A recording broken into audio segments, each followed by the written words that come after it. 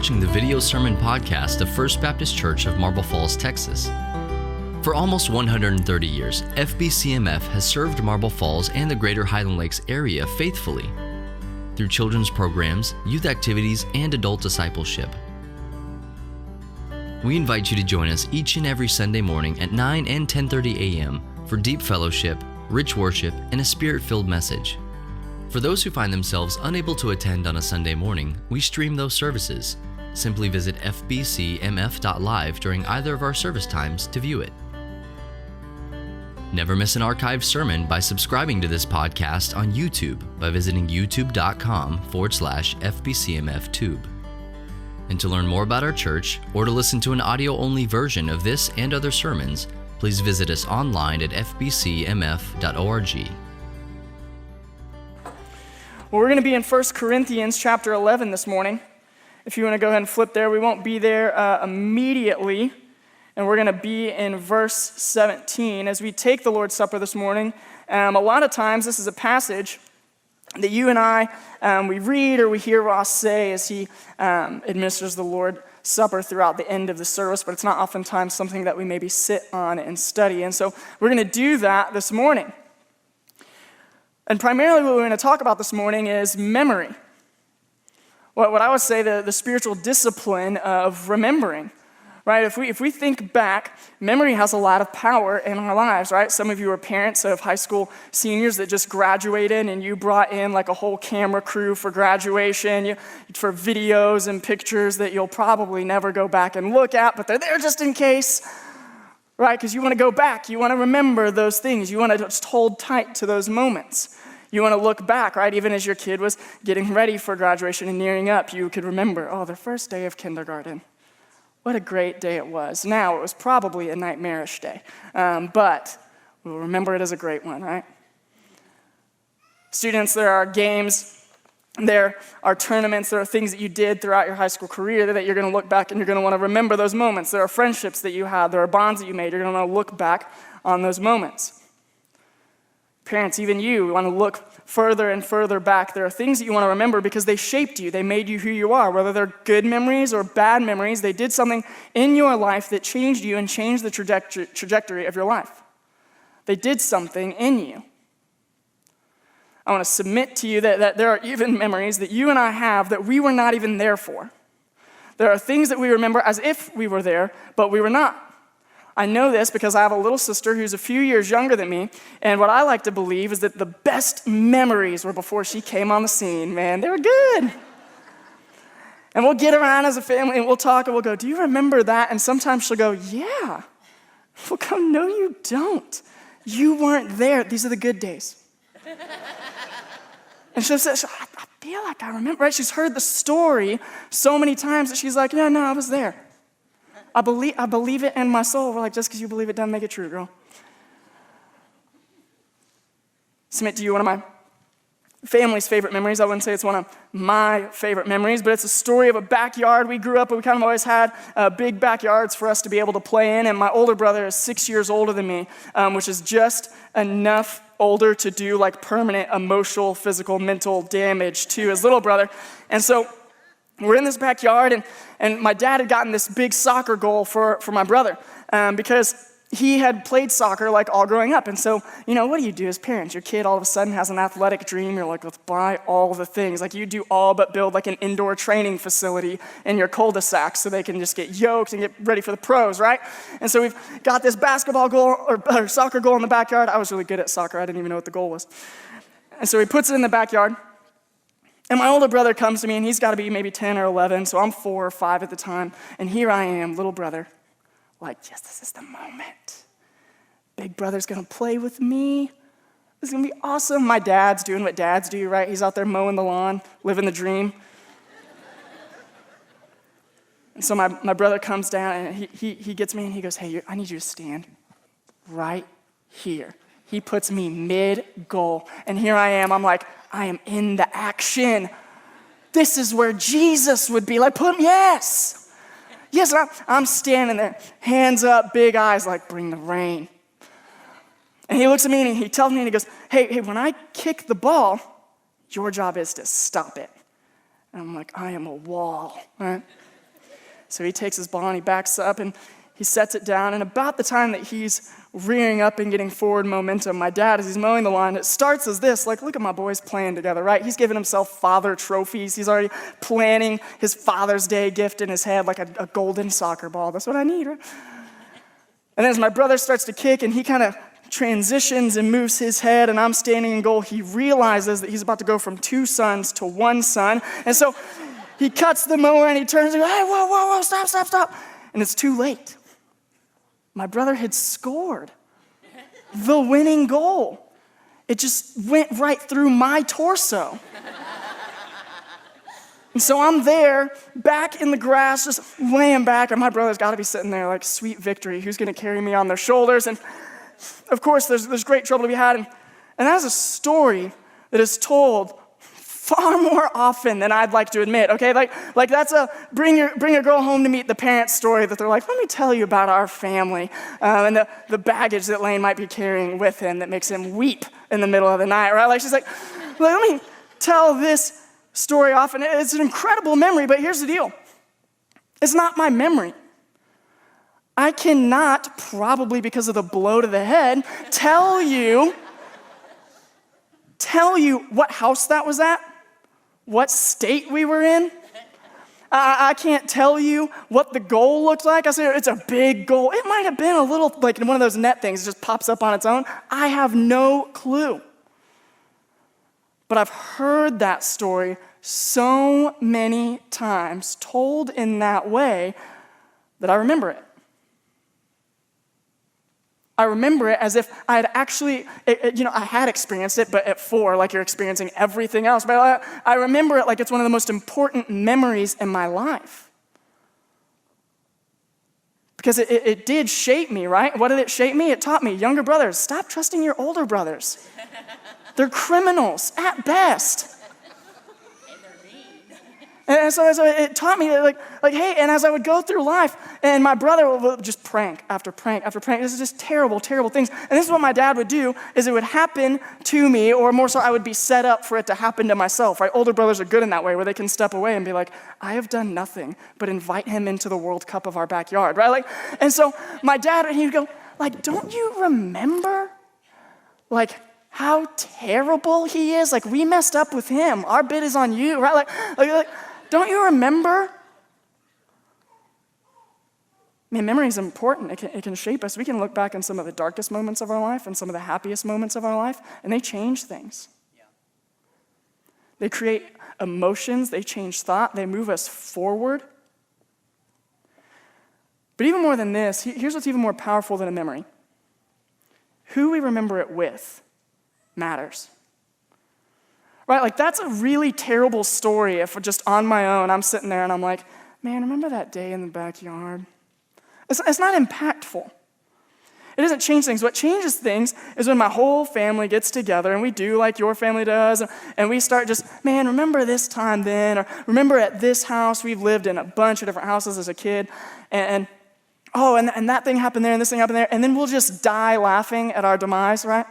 Like that story, I don't die laughing. I start sobbing, right? But there are other stories that I do get to laugh, and someone else gets to cry. It's a beautiful moment for all of us. Right? Like that's what makes that memory powerful, is that we've experienced it together, that we've told the story together. It's not that I can actually consciously remember that moment. It's not what happened. This isn't some great day. This isn't like wedding days and graduations and the first steps of your kid, or the first time that they crawl, or the day that you bring them home. It's not that kind of memory. It's a memory that gets weight when we share it with the people that we love. And it brings us together. It's a common bond that we have. And it matters. Now here's the issue. You and I are a forgetful people. We are moving so fast at the pace of life that we're not taking time to actually grab hold of the moments that we should or want to grab hold of. Man, husbands, dads, if you're like me, I get a text probably daily that's like, hey, did you remember this thing that I need you to do or pick up? And I'm like, no? Question mark? Right, like my phone just auto-corrects to that now. It's like, Haley's texted you, answer, no? I don't know. Right? Like I'm moving so quickly. There's so much on my mind. There's so much going on that I forget. Right? We're looking the other day and we're going through pictures of our daughter because she's only 8 months old, but we're already like looking back to the hospital. We're like, remember how cute she was? She's still pretty cute. But we're like, how did we get from this to this? Oh. We're going to be a mess when she's a teenager. Let's take her back. It's constant tears. But we've just quickly forgotten. There's a memory in my life, and I say a memory in my life, it's not my memory at all, it's my wife's memory.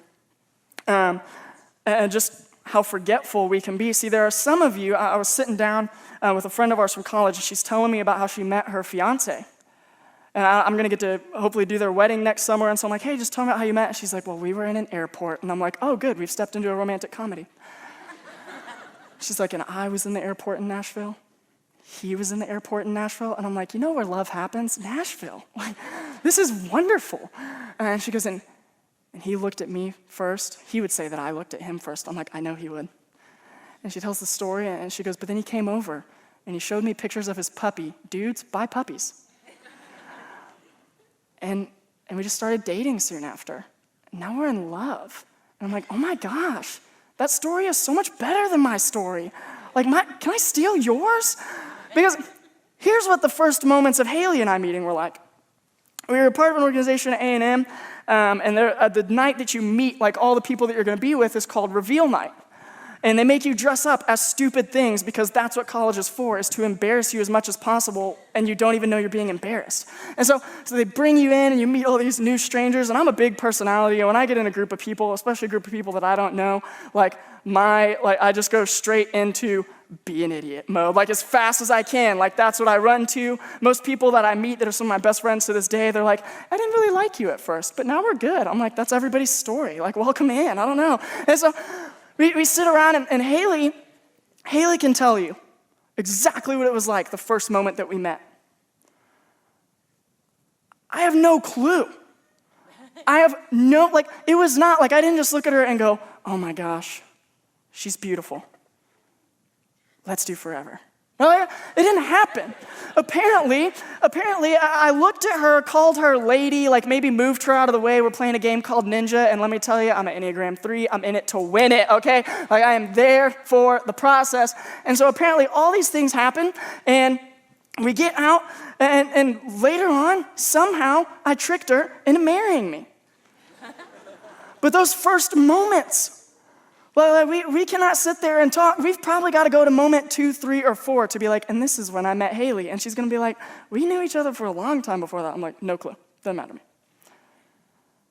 We're a forgetful people.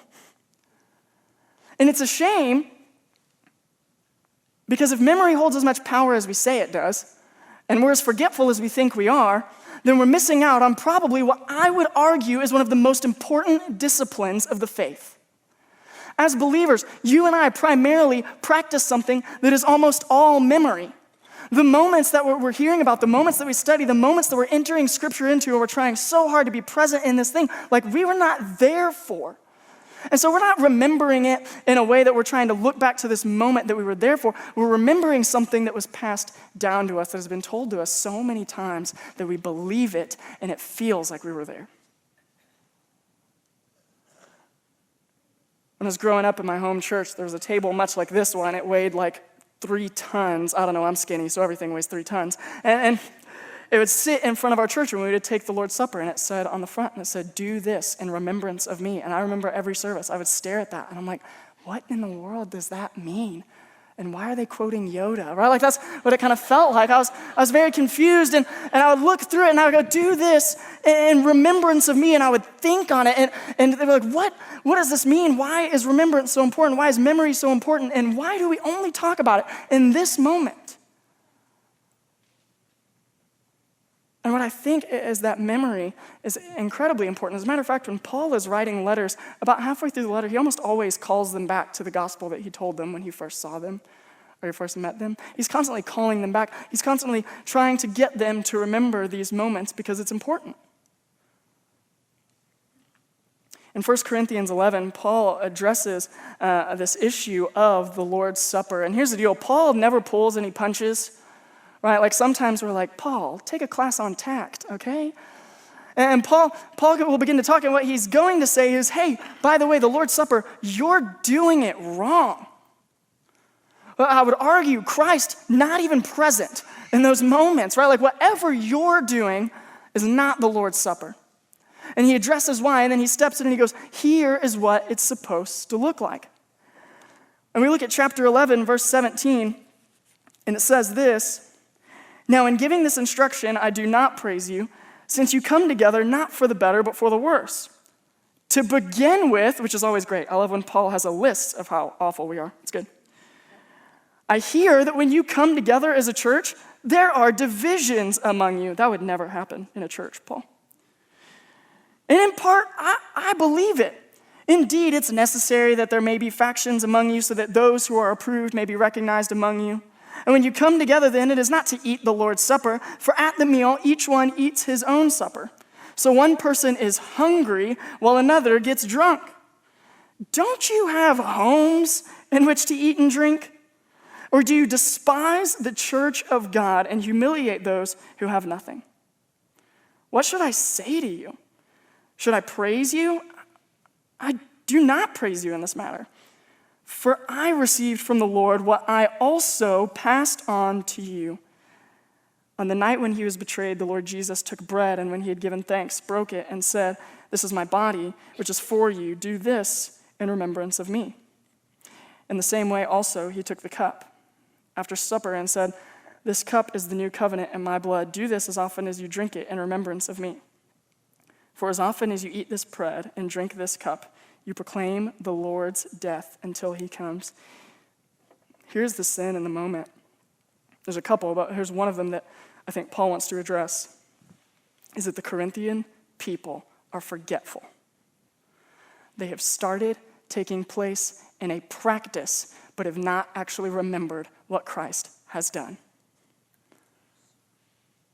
They have taken bread and they have taken wine, just as they should, and they have probably quoted words just as they should. But they have not taken the time to remember that they are proclaiming the death of Christ. And here is the problem. As they are supposed to be proclaiming the death of Christ, there are people just a stone's throw from the table starving. And so while they're saying we are taking part in something that on its own preaches the gospel, they are preaching something other than the gospel by pushing people to the margins and not allowing them to experience Christ. And so Paul says, you're not experiencing the Lord's Supper. You're living in sin while you proclaim the gospel. What? Paul says, you've forgotten. You've forgotten that the banner over the Lord's Supper is God dies. You and I, we believe something crazy, and I think that that's okay to say. I think actually we should probably say that more often because we believe primarily in a culture that doesn't believe that there's a God, we believe that there is a God. And then we take it a step further and we go, and you know what we believe about that God? That he became a man and died. He wasn't murdered, somebody didn't kill, he submitted himself to death. He could have walked away. He could have come down off the cross, but he submits himself to death for the brokenness of man. His body breaks for broken people. We believe that. That's not casual. We can't say that just in passing. It has to matter. And when we can say it in passing, when we can say it with no weight at all, then we have forgotten the gospel. And it's a dangerous thing, friends. Because when we forget the gospel, we can get concerned with things that are totally away from Christ and Christ crucified. When we forget the gospel, we begin to think that our success in life is king.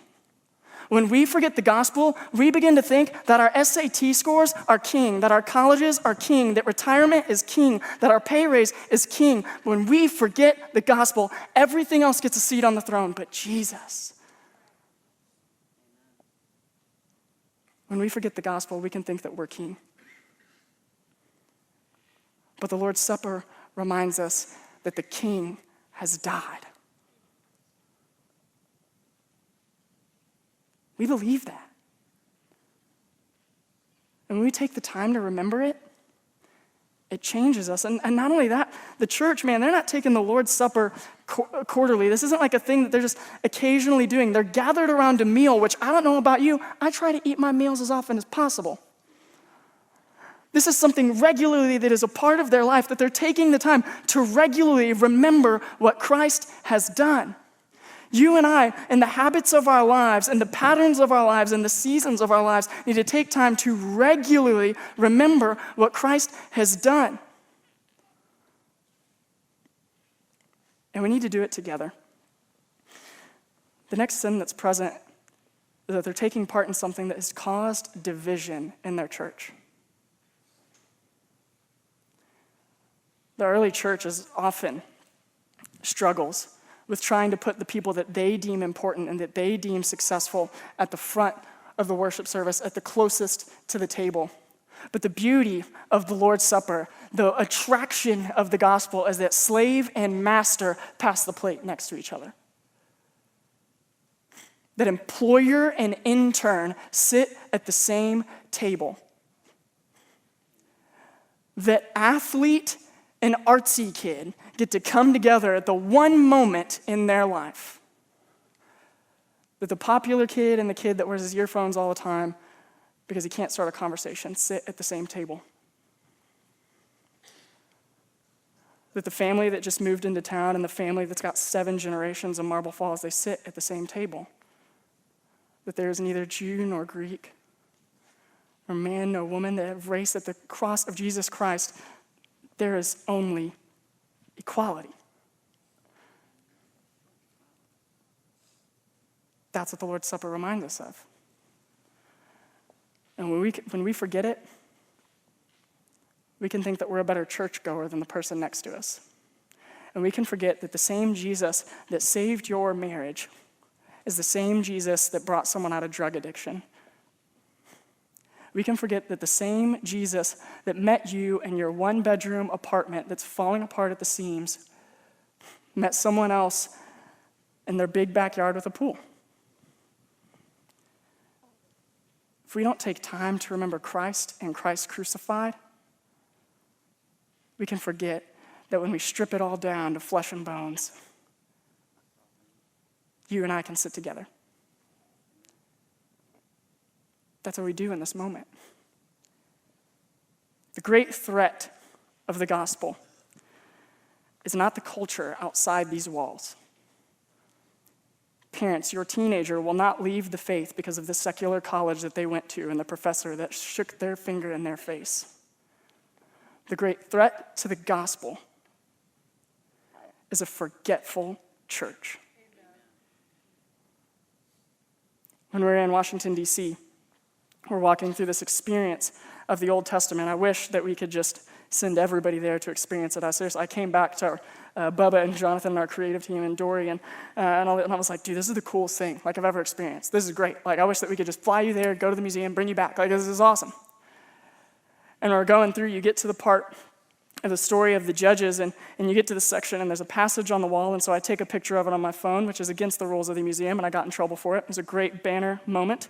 Luckily, there were no teenagers around me, so not a bad influence that time, right? And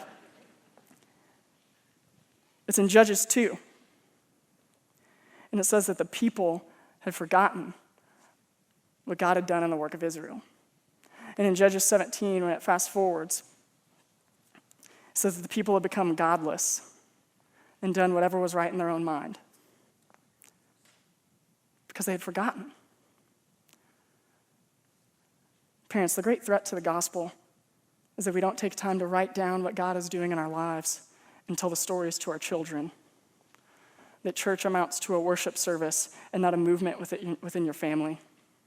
One of my favorite things that we do is when at the end of mission trips or the end of camps every night, we come together as a team, and I simply ask the question, what has God taught you today? And it's often, 99% of the time, that our kids have thought that God is doing something in my life daily. And they begin to share what God has taught them in that day, and they begin to reach back and remember the work that God had done. And it's the most powerful moment of every trip. It's where kids cry. It's where kids hug. It's where kids grow. It's where I grow. Because they remember.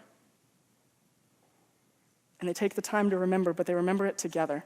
They don't just write it in a journal and log it away. They tell the story to their friends that they love. And it's the coolest movement of God I've ever seen.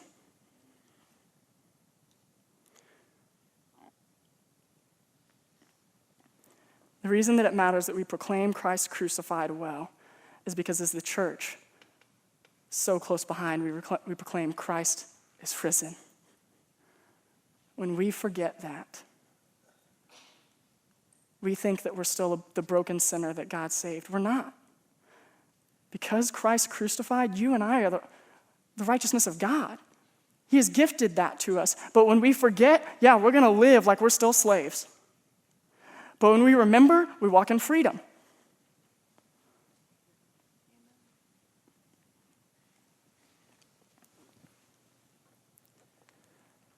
When I was a kid, and I was getting into high school, and I was running cross country in Georgetown, and before I could drive, practices are like, those kids are up before God gets up. Like, it's ridiculous. And so even my parents were like, nah, dude, like, we ain't driving you. You can run there, you'll get better. And so a buddy of mine from the team, he would come and pick me up every morning, and I started off, and I would just walk out the house and leave. I'm trying to be a respectful child. My parents are still asleep. I'm going to let them sleep because Lord knows if you come in my room and wake me up early, we're going to have a fight. I'm not going to win that fight, but we will fight. Right?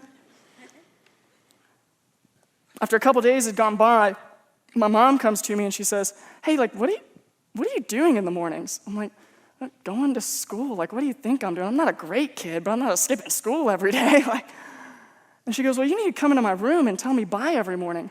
I'm like, well, Mom, I'm trying to let you sleep. I'm just going to practice. I'm going to be home. She looked at me and she goes, no, you come in and you give me a kiss goodbye. And I'm like, Mom, I'm 15. Like, we're good. She was like, oh, I'm sorry. You don't have a choice. Like, you live in my house. You can starve tonight. I'm like, whoa, Mom, it got weird. So I woke up the next morning and I tiptoe into my parents' room as to not wake my father because he loves me, but not that much. Like, he's still Dad. And I go around to my mom's side of the bed and hey. And now this is a dangerous moment because I had woken my mom up from naps as a kid and like you were about to die, okay? And so I do like one of these. She wakes up and I'm like, hey, I'm going to practice. And I lean in and give her a kiss bye. And as I'm walking out the door, she goes, hey, make good decisions. And I walk out the door and under my breath, I'm like, fat chance. And I go out the door and go to practice. Did that all through high school. When Haley and I first got married, we lived in Graham, Texas, and my wife's a teacher, and so she wakes up before God gets up. And she's a good teacher, so she wakes up and she'd go to work out and she would do her quiet time. I wasn't working out at the time, so I'm like, nah, man, I'm actually trying to see if I can get fat. Like, this would be awesome. I've got goals. Don't crush those. And so she would go to work, and after a couple of days, I texted her and I said, and guys, you get this. You're like, are we in a fight? Like, I don't think we are, but we might be. Like, I don't know. And I was like, hey, are we in a fight? And she, no. Well, you didn't tell me bye this morning. She goes, well, yeah, you're still asleep.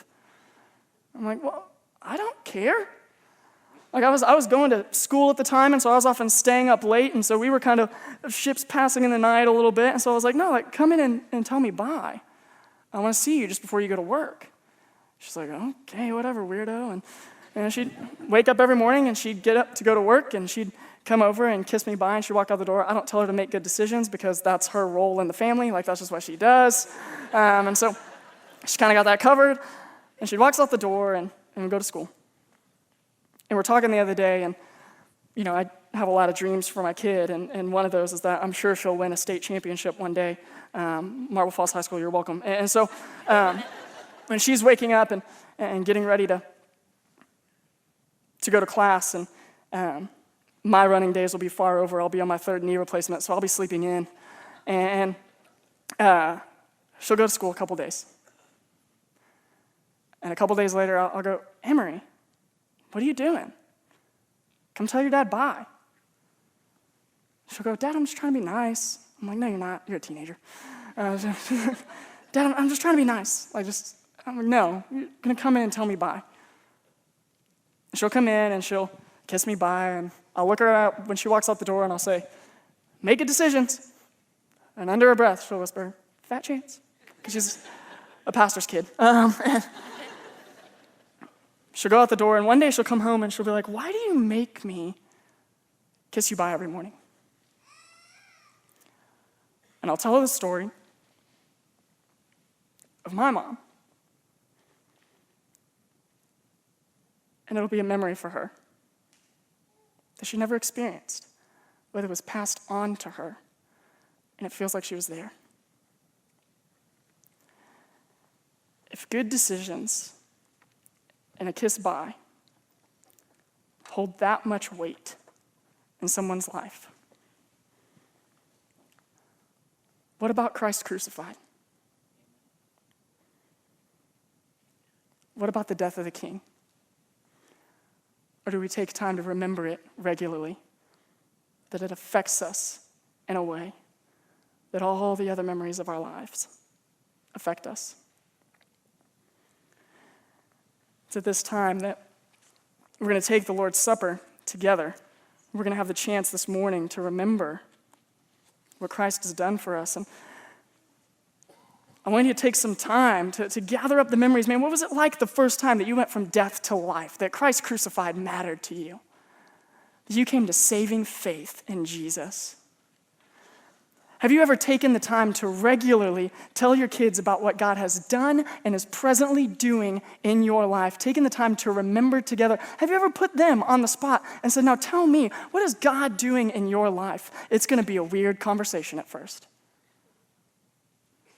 But you can't convince me that it won't change your family. Because if Christ crucified has changed you, then sharing that memory with your family, then sharing that memory with your neighbor, then sharing that memory with the person sitting in the row next to you that you've made sure to put that awkward couple seat cushion in between you as to not intrude on each other's space, if sharing that memory there might also matter just as much, because the Lord's Supper exists for the better, not for the worse, that there would not be division amongst the people of God, but they would come down together to a stripped down gospel, Christ and Christ crucified. You've been watching the video sermon podcast of First Baptist Church of Marble Falls, Texas. Never miss an archived sermon or video posted to our YouTube channel by subscribing to it at youtube.com/FBCMF2. For more information about our church and to hear an audio-only version of this sermon, please visit us online at fbcmf.org.